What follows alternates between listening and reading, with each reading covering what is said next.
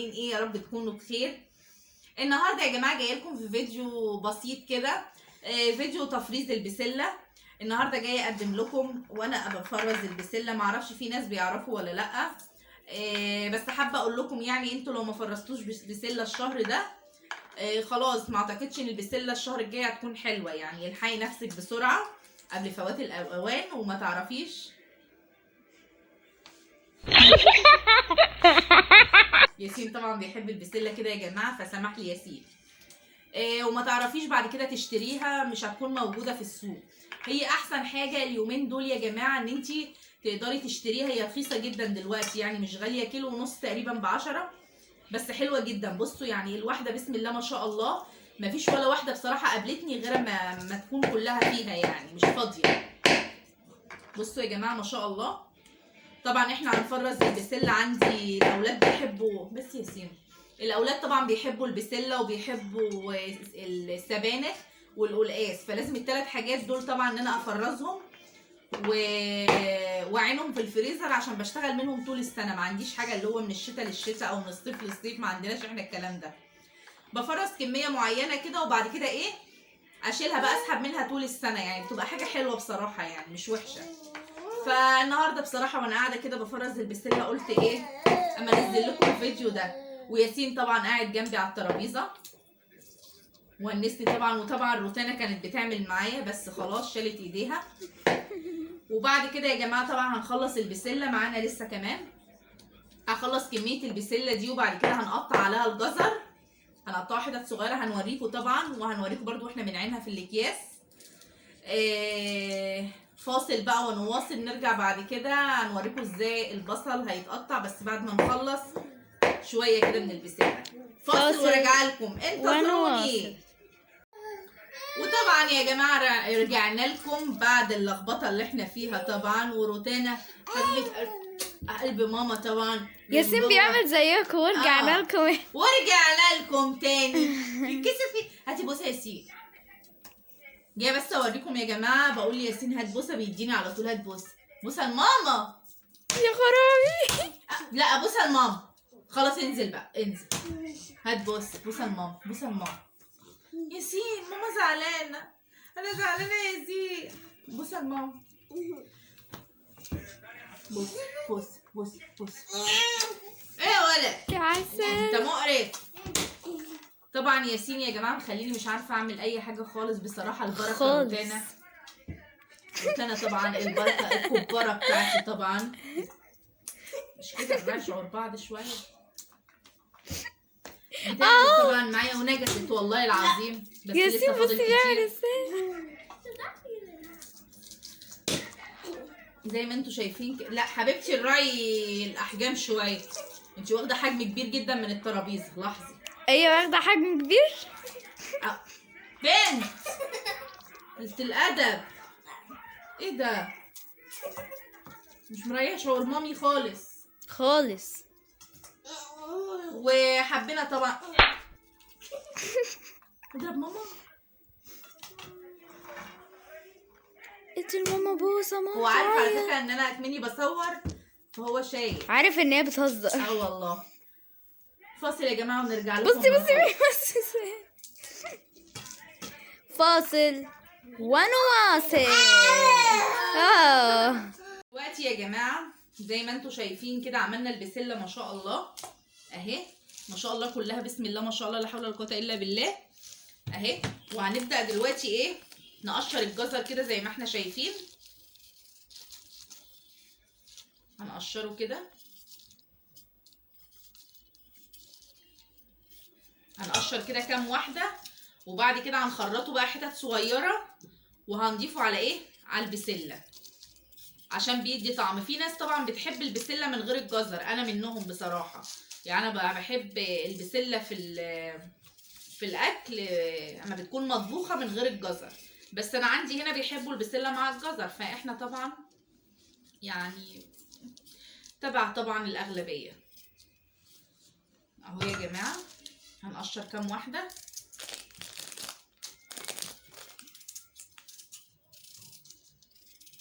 ست بيت شاطره يا ماما بجد يا مريم حبيبتي يا مريم. انا طبعا يا جماعه ما كنتش بعمل الكلام ده، ولا كنت بفكر طبعا ان انا اعمل الكلام ده لغايه من سنتين كده او 3 سنين عدوا. بس طبعا بقى ما بناتي كبروا، بدأوا ان هم يطلبوا طبعا، عايزين ناكل بسله، عايزين ناكل سبانخ، عايزين ناكل قلقاس. فطبعا الحاجات بدأت تنطلب مني، فلازم طبعا ان انا ابدأ ان انا اخزن. لكن الاول ما كنتش بفكر بصراحه في الكلام ده خالص. يعني روتانا بتطلب مني القلقاس والله العظيم بالاسم، مريم بتطلب مني البسله هي وباباها، ياسين ما بيطلبش مني حاجه.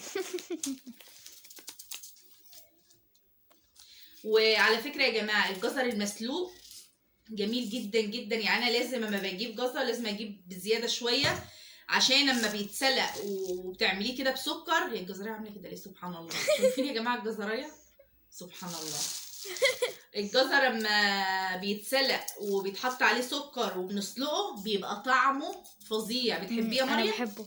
مريم وروتانا عندي بيحبوه جدا. هنعمل فاصل يا جماعه وهنرجع لكم. ما نقشر شويه كده، هرجع لكم عشان ما اطولش عليكم وابقى رخمه يعني. فاصل ونواصل.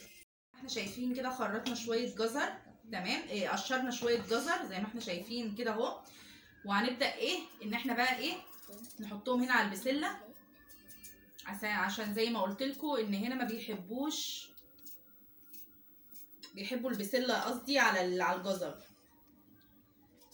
لو عملت لهم البسله كده من غير جزر ما بياكلوهاش والله.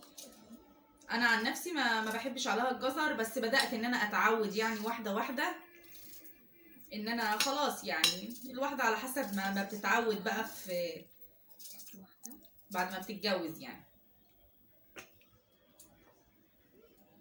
اهي يا جماعه نقطعها حتت صغيره كده زي ما احنا شايفين، مش كبيره قوي ولا صغيره قوي في نفس الوقت.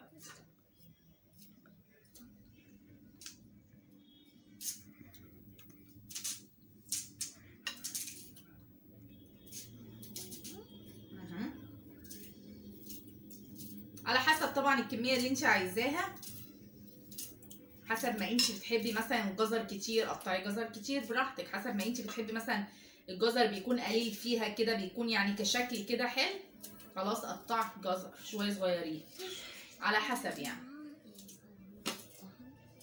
انا قطعت كميه، قلت لو هما طلعوا كتير هعملهم هسلقهم واعملهم على سكر. يعني قلت لو هما طلعوا كتير معايا هعمل كده دلوقتي. برضو جميل جدا جدا ومفيد جدا للاطفال. تقطعي الجزر كده حلقات وتحطي عليه ميه وسكر وتسلقيه، جميل جدا يا جماعه. والاطفال كويس جدا لهم، واي طفل يعني بيحبه.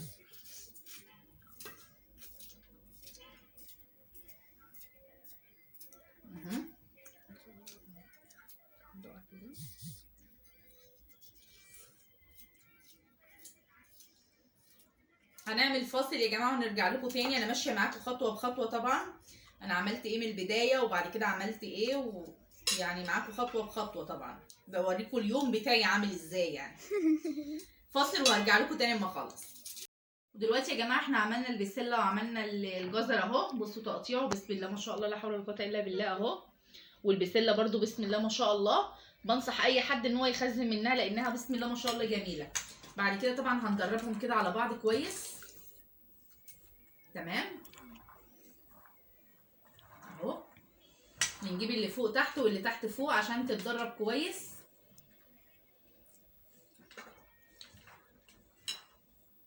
مفيش ولا واحده في البسله اصلا مش حلوه والله بجد.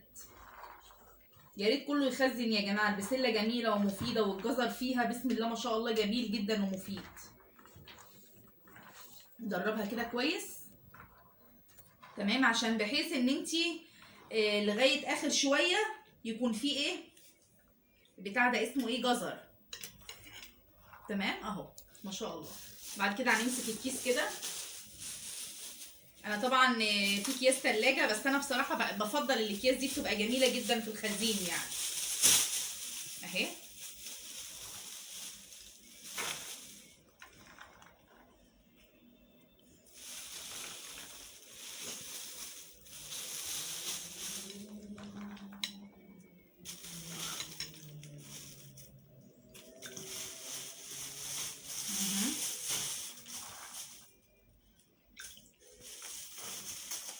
بقى يعني ايه الاكله اللي انت هتاكليها، الطبخه اللي انت هتطبخيها، الكميه اللي انت عايزاها. اهو يا جماعه اهو بنعمل الكيس كده بس عشان نبقوا عارفين وفاهمين.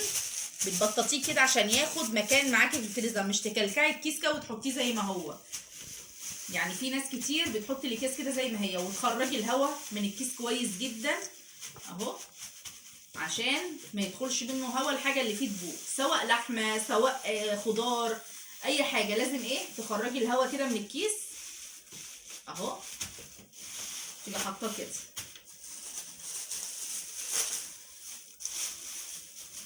برضو الحاجه دي مهمه جدا يا جماعه، ان انتي بتحطي ازاي الحاجه في الكيس ذات نفسه.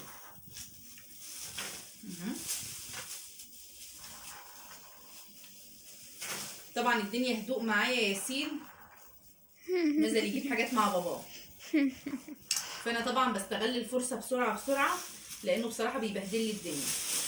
اهو برضو على حسب الطبخه اهي تمام، وبتخرجي الهواء منه كويس زي الكيس اللي قبله. زي الكيس اللي قبله مريم قالت. وتبططيه كويس. لو كلكعتي الكيس كده ورميتي في الفريزر، صدقيني الفريزر معاكي مش هياخد حاجات كتير يعني. سواء عندك ديب فريزر او سواء عندك فريزر برضو، يعني الاتنين ايه واحد. تحاولي بقى تقسمي الشويه دول ايه اللي معاكي، يعني سواء كيس او كيسين بتوينيها انت بقى بنفسك اهو تمام. ما شاء الله هيعملوا معايا ان شاء الله 4 اكياس. مش كفايه طبعا، يعني بتبداي برضو تجيبي تاني. انا بجيب ايه شويه بشويه، 2 كيلو 3 كيلو ب 3 كيلو 4 كيلو ب 4 كيلو، عشان بس ما يبقاش كميه وضغط عليا ان انا اعملهم مره واحده فاتخنق يعني اهو. ادي كده الكيس الرابع ما شاء الله. لا ده كده الكيس التالت معلش، ده الرابع. حطهم بقى كده مره واحده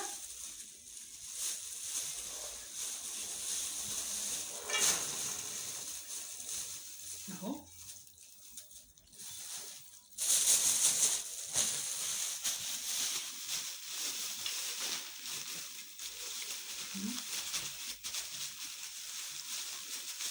تعملي بقى الطبخه على يوم على يومين على حسب، يعني انا بعمل بصراحه الطبخه عندي بتقعد عندي يومين يعني اهو تمام. بنفس الطريقه كده يا جماعه اهو، بتحطيهم بقى كده فوق بعض. لكن انت لو كلكعتي الكيس كده بالطريقه دي مش هياخد معاكي مساحه كبيره جدا في الفريزر، وفي نفس الوقت الفريزر مش هيكون فيه حاجات كتير، وهتحسي ان الفريزر زحمه على الفاضي. فانت لو بططتي الاكياس كده بالطريقه دي صدقيني والله، انا واحده من الناس كنت بكلكع الكيس كده كنت برميه على طول في الفريزر، بس انا بدات ان انا احط الكيس كده بالطريقه ديت، الفريزر خد ما شاء الله حاجات كتير يعني. واتمنى ان الفيديو يكون عجبكم واكون خفيفه طبعا على قلبكم. انا طبعا حابه ان انا اليوم بتاعي اللي انا امر بيه، اي حاجه بعملها في اليوم بتاعي، ان انا اقدم لكم انا بعمل لكم ايه، انا بعمل ايه. احب ان انتوا تكونوا معايا طبعا، وان شاء الله اشوفكم في الفيديوهات القادمه، والسلام عليكم ورحمه الله وبركاته.